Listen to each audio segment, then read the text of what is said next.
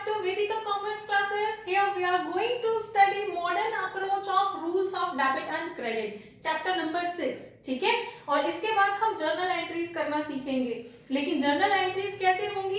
इन्हीं rule regulations के base पे हम ट्रांजैक्शंस को जर्नलाइज करना सीखेंगे। तो पहले जरूरी है कि हम ये अप्रोचेस अच्छे से सीख लें। इससे पहले हमने इससे लास्ट वीडियो में हमने अपनी ट्रेडिशनल अप्रोच पढ़ा था, जिसके अंदर 3 अकाउंट्स थे, personal account, nominal account, real account. Now we are going to study our modern approach. Modern approach के अंदर हम 3 अकाउंट्स को ना लेके हम आइटम वाइज ट्रांजैक्शंस करते हैं। जैसे कि कोई भी चीज या तो एसेट होगी, या लायबिलिटी रेज करेगी, या फिर वो कैपिटल की होगी। ये तीनों अकाउंट को हम स्टार्टिंग से ही पढ़ते चले आ रहे हैं। नाउ अब यहाँ पे 2 अकाउंट को और कंसीडर किया गया है। One is revenue. अब कोई भी ट्रांजैक्शन होगी जो हमने वहां पे नॉमिनल अकाउंट के अंदर पढ़ा था, नॉमिनल में हमारे पास या तो इनकम हो रही थी या एक्सपेंसेस हो रहे थे, वो यहाँ पे रेवेन्यू और एक्सपेंसेस के नाम से डाल दिए गए हैं।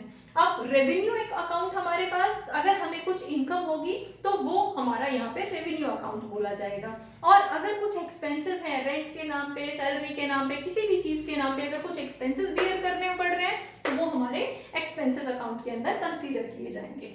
एक बार इसको भी समझ लेते हैं।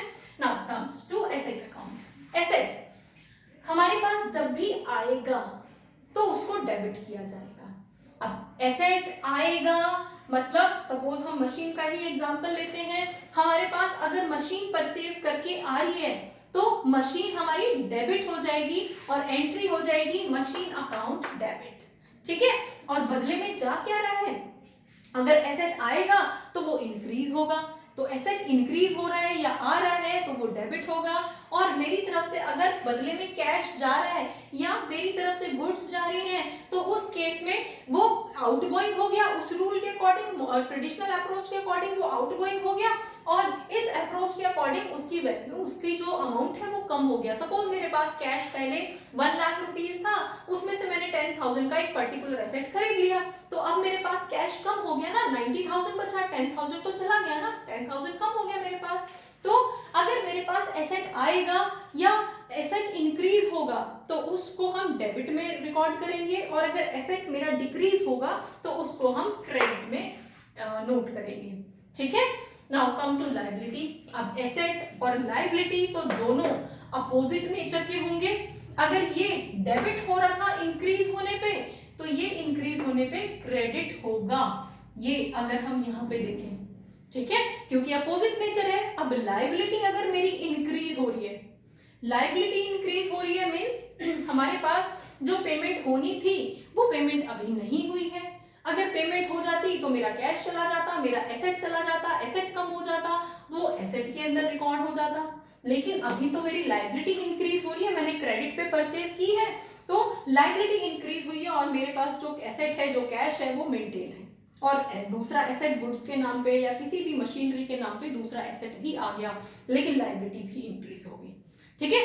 तो अगर मेरी लायबिलिटी इंक्रीज हो रही है तो उसको हम क्रेडिट में एंटर करते हैं, और अगर मेरी लायबिलिटी पे ऑफ हो रही है या डिक्रीज हो रही है, कम हो रही है, तो उसको हम डेबिट में रिकॉर्ड करते हैं। Fine.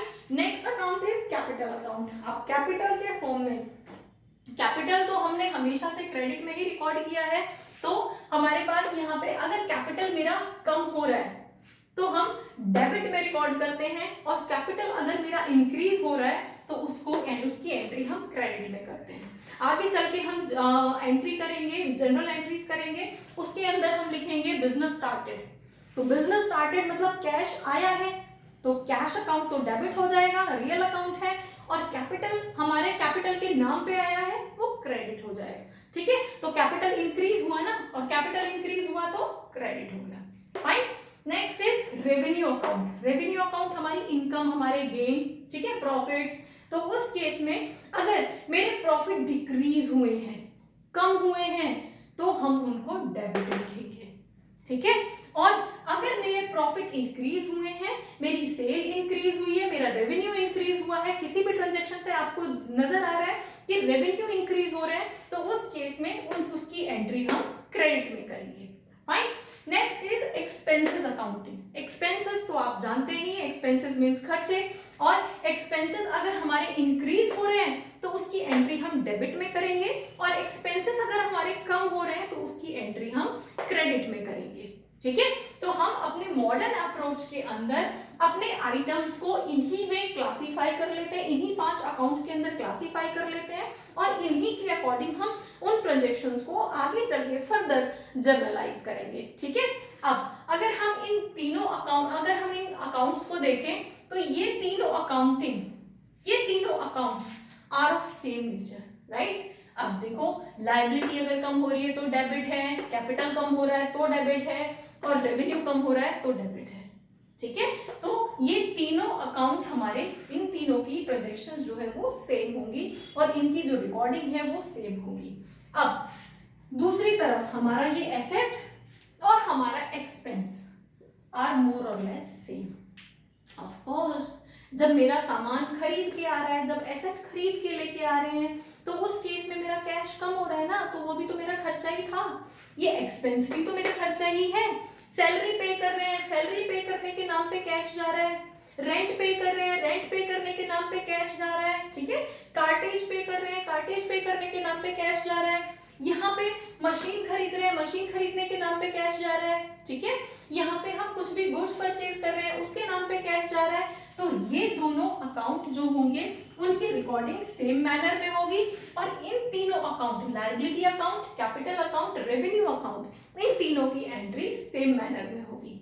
Hopefully you have learned something. Now we will move to our next chapter, journal accounts. ठीक है, तो we will journalize our transactions in our next video. Thank you. Keep watching.